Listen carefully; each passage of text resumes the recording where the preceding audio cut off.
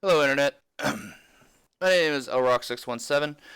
This is going to be a commentary overdub for the arcade version of Teenage Mutant Ninja Turtles. Specifically, it is the Xbox 360 digital download that was released back in 2007. Delisted, unfortunately, in 2011. But the console still have access to it. You can run it.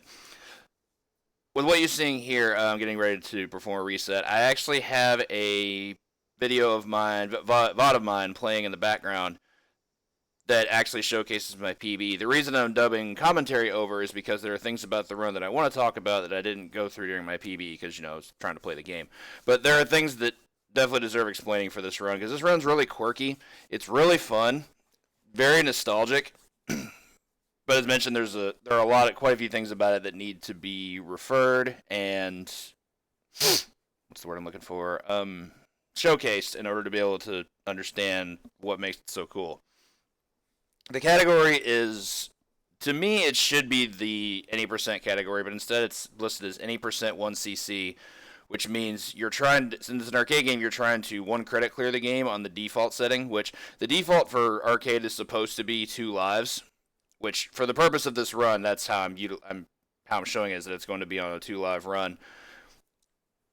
The reason this is important is because the Xbox 360 version of this game has a default that can't be changed. You only have 1 life per credit. I don't know why this was made this way, but it can't be changed, as I mentioned. This, however, does not affect how the rank system works. The rank system still is completely dependent on how many deaths you've taken. So even if you take a death, which would only be halfway through into a credit, for having only 1 life lost, you still have the same rank as if you would just have lost 1 life, as opposed to, having to continue again or whatever. So the rules are 1 death is all that's allowed, 2 deaths means you lose the credit. It's a game I've actually managed to 1cc on my own time quite a bit. So the consistency is there. It does have some randomness. And fortunately, the run is still completely marathon safe, even if things get torpedoed. The game can always just finish. And the upside is, if that does happen, we can actually go faster. But the goal is to do the best I can to make sure it's a 1 credit clear. So I'm going to go ahead and start the video. You'll hear my voice in the background as well. So like I mentioned, this is an overdub. You start the game there. We're only playing as Donatello. There's no other character worth playing in order to be as efficient as possible. So, offensively, the attack you're going to see the most is the special attack, which consists of pressing both buttons at the same time. It has a lot more downside than upside, being that it has a lot of recovery frames. I believe the full amount of frames from start to finish of the attack is around 40 frames, so 2/3 of a second. So you tend to lose a lot of time, but the reward for it is, and this is especially true on foot soldiers, it's just a 1-hit kill. So being able to group them together like so, to take out multiple enemies at a time, is incredibly powerful. And it's what we're always going to be striving for. Now, their AI does respond to that at times, where they'll just casually dodge out of the way. It's just part of the risk-reward system. So for our first boss, Rocksteady, this fight will always go the same every time. The quick kill is pretty consistent, but he can get out of it. Like there, he circled around me, but I was able to continue it onto the left side. Normally, I'm able to pin him to the right, but this didn't hamper anything. Just 4 cycles and he's down. Any kind of advantageous standpoint. Get our cutscene to move to the next stage. You have only 1 health, you're basically just done. Stage 2 to me is where the game truly begins. It also features the absolute best form of speed tech in this game, which I'll get to here in about a little bit over a minute from now. Until we get there, we're just mowing down enemies, grouping them together as best we can. Had to move out of the way of that dynamite there. Some pretty good grouping there. Had to wait out that guy. Boomerang is not something you can despawn easily, so I just tended to play it safe. Throw is also a very good move. It's as fast as your normal attack, but it one-shots. The only downside to it is that it has cooldown, so you can only do a certain amount of it in a given time. Walk to the right to despawn that guy. So here we have Josie Skip. This was discovered by a runner out of California named Uncanny Josie and shown to me back in April of this year, and I've used it in every solo run I've had of this game ever since. You just hold down left diagonally and mash attack, and it just warps you right through the building, which skips about 4 to 5 waves of foot soldiers. It kind of goofed around there and jumped through it. Tried to jump through it, but that didn't work. And it takes you right to the boss fight. What's up, Skullgun? Bebop is one of the easier fights, but the big moment here is just I anticipate a crowd seeing this and just losing their minds over the fact that a turtle just warped through a building. It's like you tried to climb him down like Spider-Man. Oh, and this glitch is great too. He just completely missed the manhole. It's not even there anymore. So the sewer is a very peculiar room. The fastest strat possible, I think, is unfortunately very inconsistent, so I don't go for it. That being that you just try to group enemies together and mow them down as quickly as possible in grouping formations like I have been in the previous stages, but you have very little room to work with and they can smother you very, very quickly. So what I'm doing here is abusing a magic pixel exploit where I stand on the very bottom pixel of this platform and you have practical invincibility. It's not true invincibility because you can still be hit. However, enemies, if you're on the bottom pixel, have no opportunity to approach you because they can't actually get on your pixel. Only you can stand there. So while they can technically hit you, they're not going to because they can't approach you. It's really cool, really abusable. They got some mousers, go back to the pixel. I only go up to the mouser holes off of pixels so that way I can make sure I can kill them as they spawn, and make that I will always do to increase speed. I'm going here. I didn't need the pizza. I'll always take it if I need it as like a safety, but I didn't need it. Same with the pizza in the previous stage. I didn't need it there either. Back on pixel, we have our last little wave of enemies. Okay. Pretty simple section here. I tend to not go for this mouser hole here because getting back on pixel from this point is kind of hard. No harder than it would normally would be, but once those knife guys spawn, anything's possible because those guys cause a lot of issues. Easiest boss fight here in Baxter. All we had to do is stand on pixel and do 8 swings of the special attack. And that clears it out. Since we're on the pixel, the mousers can't approach us, so it's perfectly abusable. It's great. So for the garage, this is definitely not the hardest stage in the game, but it is by far the most important because it's where we experience our death, and there's a very valid reason to do so. This is where we wanted to lower the rank. There's a couple reasons why. For here, though, you're just going to see mowing down enemies. You are going to see some damage abuse. Depending on my health at this point, I can take one of 2 different damage boosts. That was a good triple kill. That's one damage boost I take, is just get hit by the car. I didn't anticipate getting stun locked by these guys in the corner. They kind of decided to troll me a bit, but it was no big deal. I was supposed to die around this point anyway. So respawn with my second life. Take those guys out. And this would be the second damage boost I would take if I needed it. Would be just blow myself up with a barrel, which does 5 damage, which is half your life. So that'll always finish me off if I haven't already died. So here's reason number 1 we take that death. The rank gives us the opportunity to engage Bebop and Rocksteady in combat. And there's actually a quick kill opportunity, which the only real blemish on this run is the fact that I didn't get that. But I still managed to finish them off in pretty quick order. The quick kill is really, really hard, especially with Donatello. There are frame windows where they can get out, and Donatello has 1 additional frame of recovery over the rest of the turtles. Mike has the fastest at 16. Leo and Raph are like 17, and Don's like 19. So it's harder for him to do than Leo and Mike, especially. Raph can't do it because he doesn't have special. But same cycle you see on Rocksteady. That aside, we'll move on to the streets here. This stage is, if you haven't taken the death by this point, this stage is incredibly hard. There are about 40% more enemies that you have to deal with, but taking the death means the enemy count is a lot more manageable. For Roadkill Rodneys, my goal with them is always to make sure I can land 2 dive kicks. Hope that didn't happen, but the nuke guys are kind of annoying because when they are going to a throw animation, they're invincible. You'll see here the showcase was talking about with the Rodneys. Loop them back around, hit the second dive kick. Standard attacks, like your normal attack, is not that good on them because it takes like somewhere between 5 and 6 of those to kill them. So looping them with dive kick is just significantly better. There's our throw again. Spear soldiers we're going to see a number of times, and probably the worst enemies in the game. They can outrange you. Their standard attack has really good anti-air properties, so you'd have no way of like getting in on them from the air. There we go. Not fun. But good little segment of enemies there. Gonna take us right to our very end, which missed a hit there, unfortunately. That guy decided to whiff punish me. That was fun. Sometimes this stuff happens. Like I said, the behavior of enemies in this game is so random. Sometimes they go aggressive and they get hit by everything. Sometimes they play defensively and you can't hit them at all. Unless you play by their rules. So this is another cool exploit I discovered. I think it was either last year or 2 years ago. I can't remember. In the top left corner of this auto-scrolling stage, you're completely invincible to machine gun fire from helicopters. Not to anything else. But as long as you stand on that spot on the very top, they can't shoot you. That's important for our enemy count here. As I mentioned, this is an auto-scroller, and the reason that's important is because we have a certain number of enemies we have to fight to be able to complete the stage at any given point. By that I mean you can only have 4 enemies on screen at a time. For any number of times you have helicopters, I try to take them out as quickly as possible because they're just going to cause problems. As I mentioned, I can't go to the top left because knife guys can approach me. So what I do there, and the inherent risk involved, is that I'm always going to take down every helicopter I can until I can get 4 ground enemies on the stage, like what you see here, and then I can just time scan the rest of the stage. This would be ideal for donation time, for example. There's a music cue that I'm listening for, but You can anticipate doing it, but that's also it's not all hard to anticipate. So I can still hear what's going on. I guess. Some hits in. I'm just getting some hits in so I can make sure I can finish them off when the end of the stage shows up.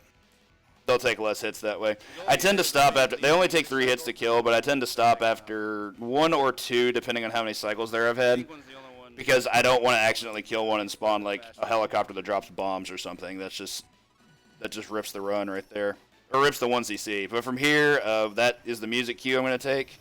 And as you can see, I'm going to finish them off there. They trolled me a bit, but it wasn't that huge of a deal since I was still alive. He waited for me to kill his boy. And that'll end the stage. As mentioned, had I just been killing those guys left and right, wouldn't have worked out well, because then it just spawns too many enemies that I don't want to deal with. I'd rather just be able to control them and just surf around the screen and not have a care, and et cetera, et cetera. So on to the factory.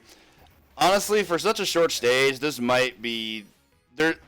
There's an argument that this could be the hardest stage in the game. I personally think the Technodrome's harder, but the factory is pretty disgusting. We have another magic pixel exploit we can utilize here.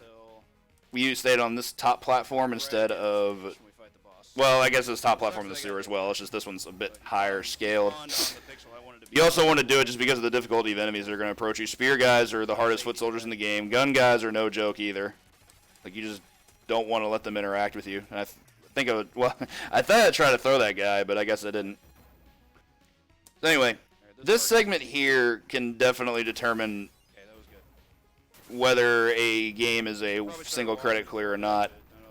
We walk forward to this cutscene. I tend to kill 2 to 3 enemies there and then just move until this module cutscene happens and they release the drones. 7 come out at a time. My record of how many I've killed all at once on one swing is 6.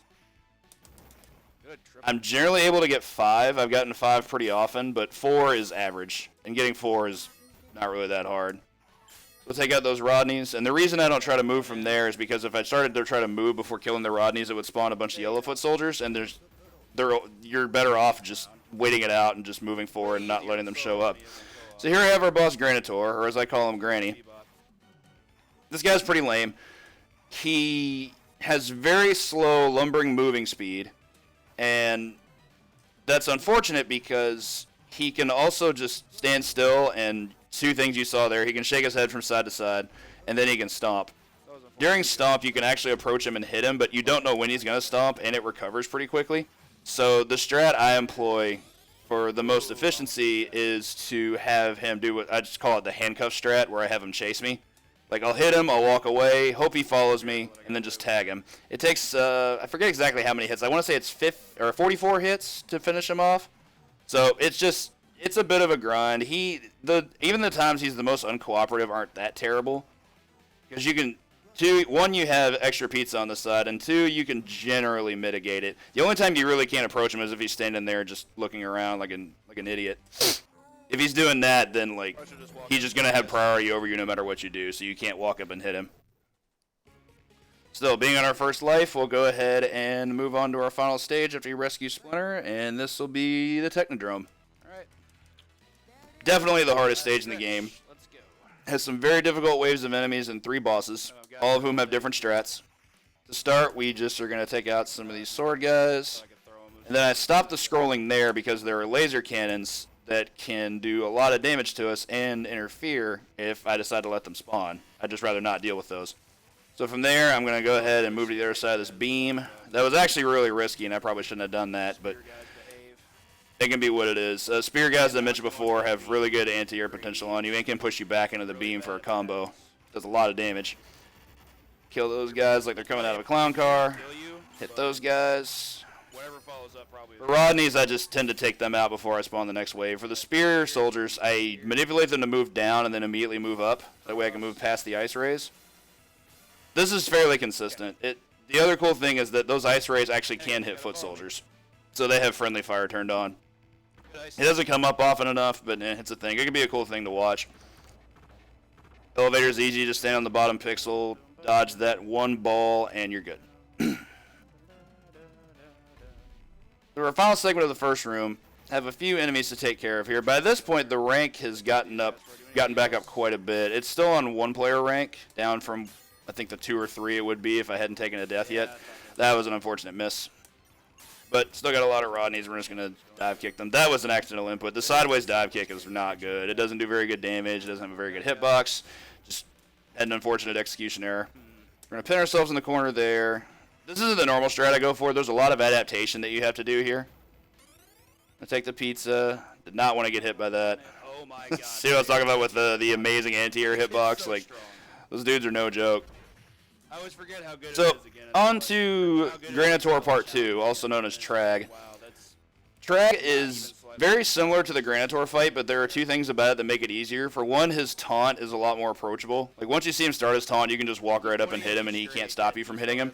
He's also a lot faster, so you can do the handcuff strat all the same, and he comes after you a lot quicker. He doesn't have the same slow, lumbering movement speed that Granitor has, but I think at the time they designed the game, they thought that would be advantageous for the bad guys because that makes them a lot scarier because he can just walk up to you that quickly.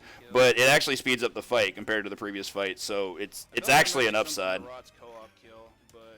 There's also a quick kill that some of us have been working on for co-op runs that I've been meaning to test with this fight and may be able to work on it. It doesn't come off as very safe, but I'm willing to test it here going forward. But for now, this is still a really good speed strat. Leash him along.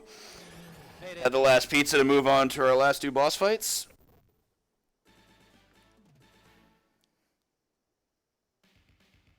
So for Krang, for casual play, this is probably the most fearsome fight in the game, or at least one of them.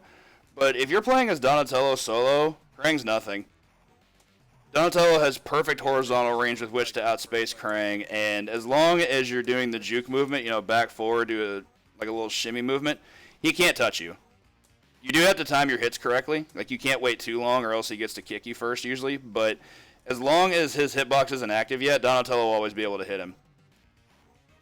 It's a lot of hits. It's like 56 hits, but it's pure rhythm. Like, it's very rare that I screw up this fight. It's very, very simple. Just have him chase you, hit, and he doesn't have as much RNG as the Stone Warriors, even though the strats are similar, which makes the fight a lot easier. He's always going to come at you with the same speed, as long as he's walking at you horizontally. Vertically is a bit more of a challenge, which the other turtles have to do. Like Leo and Raph have that disadvantage, but with Don, you just string him along like that. So for our finale, we have Shredder, who is certainly the most complicated fight in the run. The general strat is, well, I'll be more specific. There are 2 strats. We got the easy one here, so that's good. What we want to do is we want to see if we can expose the fake Shredder. Once we expose the fake Shredder, he loses access to that mutagen beam that can one-shot us, which is awesome, which means he doesn't have the way of moving into optimal positioning to try to zap you. And this allows us to exploit him by making him walk all the way to the wall and then just get stuck on the wall, because all he wants to do is try to walk around and hit you from behind, and he can't get around there. Like, his programming right now at this point was telling him, I have to go right so I can get around this guy and so I can flank him with the real Shredder, and the game's not going to let him do that. He can't walk straight down. It's a pretty cool exploit, and it allows you to essentially 1v1 Shredder, which is not a hard fight. You do have to watch out for a couple things. You have the crouch animation, which is purely defensive, but it's really, really good against you, because if he crouches, you immediately have to get out of the way. The other thing to watch out for, of course, is the mutagen beam, because it's a one-shot, and it can just end the 1cc attempt. Pretty easy to avoid, though. What he likes to do is do it in response to your inputs, like what you saw there. Like, that looked unsafe, but you generally recover from it quickly enough to be able to get out of the way. The only other real downside of the fight is Shredder just has so much health if you're still on the first credit. His health decreases if the number of credits goes up. If you're still on the first credit, he has, I want to say, like 96 health, and each of these hits I'm doing only does 1 point. You can do the special to do 3 points instead of 1, but doing special is incredibly risky. For example, if you do special and he reads that and does mutagen beam, you're just dead. So it's incredibly unsafe. So I tend to not go for it. I'd rather be able to just finish it off and show off the skill level 1cc. And that's going to finish the run. Time gets called once the Technodrome appears in full. This run was a 17:44, which is still my fastest time on console. Beat my previous PB by about a minute 15. I still don't know where that run came from, but it was very, very good. Plus, we get this cool ending where the Technodrome explodes, and they talk about Shredder being vaporized to milkshake. It's great. It's so 80s, but I love it all the same. Anyway, hope y'all enjoyed that. This run, I believe, has been submitted to bigger events in the past by others who have done the 80% run, but I've since moved on from the 80% run because I just simply don't see the reason to do credit feed runs of it anymore. I'd rather just show off the skill level of being able to do a 1 credit clear attempt. So we'll go ahead and hope y'all don't mind seeing some of the things I watch in my spare time. Hope y'all enjoyed that, and I will certainly anticipate this being considered, and thank you so much for watching. Have a great rest of your week and year.